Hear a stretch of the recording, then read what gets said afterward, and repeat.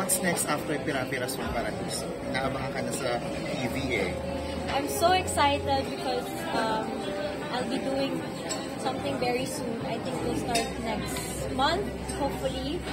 And hindi pa ako makapagbigay ng details, but di pa. But it's a good project. Hindi pa pwede, pero sobrang excited ko ako. And I hope you guys are as excited na abangan ko. Kasi, yeah. Release na naman ko ba ng Batang Quiapo? Yes! Anong reaction mo kay Boy? Nakakainis ba? Parang nakakainis in a way na nakaka-proud. Because he's come a long way. Ano masasabi mo sa acting niya? Sa iba? Yes. And actually, napag-uusapan namin yung gano'n. It helps us both.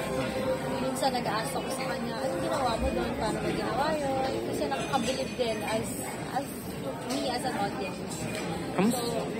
Kamusta na kayo? Okay naman po. we want to keep It our private na ba? Private. What you see is what we What just is want to share. Yun po. Wala pa tayo sa level na, magpakasal ba tayo? May ganun, walang ganun. I think it's gonna come when the timing is right. Parang, pray ko po na ngayon masunod yung ating parang tamang pagkakataon, tamang time. Parenting styles, paano ka? Si Makoy. Parenting, siya yung mas disciplinary sa aming dalawa. Spoiler ka? Hindi naman, pero kasi ngayon parang gusto kong i-enjoy ni Feliz yung pagkabata niya, and siya mismo makadiscover ko ano yung mga gusto niya, mga ayaw niya, and then dun lang ako papasok kapag napapahamak. Please, Going Believe is back. Would you be open to having your kid join it? I heard, pero I also heard na age 5 and above pa, so hindi pa pwede si Feliz. Pero thinking about it, parang feeling ko nga magugustuhan niya eh. Pero siguro not yet. For now, Ilan taon na ba? 3 pa lang siya. Okay, kasi anak din ni Jong Hilario, 3 lang din. Yes, pero parang sing-daldal na ng 5-year-old. Oo.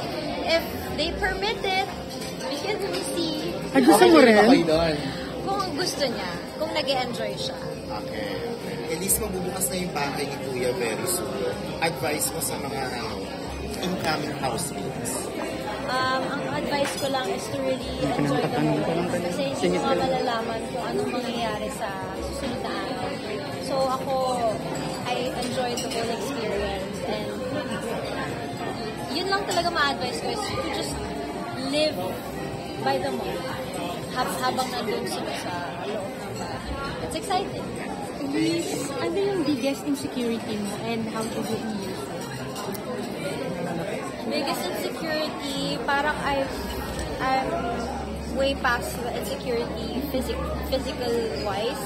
Yung insecurity ko na masasabi siguro like within myself, yung battles within. For example, how I deal with problems, or yung paano ako magiging mas mature in terms of parenting with Feliz. Yung gano'n. Yun yung insecurity ko. Yung merong doubt in how I'm being as a mother and as a woman.